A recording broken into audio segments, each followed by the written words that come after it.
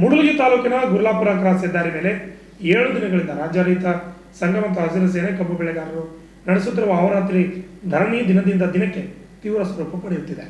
ಈ ಬೃಹತ್ ಪ್ರತಿಭಟನೆಗೆ ಅನೇಕ ಮಠಾಧೀಶರು, ಪಕ್ಷಾತೀತವಾಗಿ ರಾಜಕೀಯ ಮುಖಂಡರು, ವಕೀಲರು, ಕಲಾವಿದರು, ಕಾಲೇಜು ವಿದ್ಯಾರ್ಥಿಗಳು, ವ್ಯಾಪಾರಸ್ಥರು, ಪತ್ರಕರ್ತರು ಸೇರಿದಂತೆ ಅನೇಕ ಮುಖಂಡರು ಮುಷ್ಕರಕ್ಕೆ ತಮ್ಮ ಬೆಂಬಲ ಸೂಚಿಸಿದ್ದಾರೆ.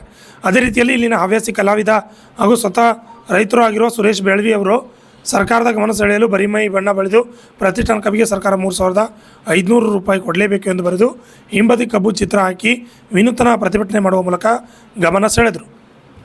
Shashidhar Kokatnur, RJ32 Kannada news, Chikkodi. ಹೀಗಾಗಿ ಸಂಖ್ಯೆಯಿಸುವಂತ ಕಾರ್ಖಾನೆಗಳು ಅವತ್ತು ಶೇಕಡ 15% ತೋರಿಸಿದ್ದಾರೆ. ಇವತ್ತು ಯಾಕೆ 11ಕ್ಕೆ ಬಂದಿದ್ದೀರಿ ಎಲ್ಲಿ ಓದಾಗ್ತಾ ಇದೆ ಯಾಕಂದ್ರೆ ಸರ್ಕಾರ ತೆಗಿಬೇಕಲ್ರಿ ಬರೀ ಯಾವುದೇ ಕಾರ್ಖಾನೆ ಎದುರುಗಡೆ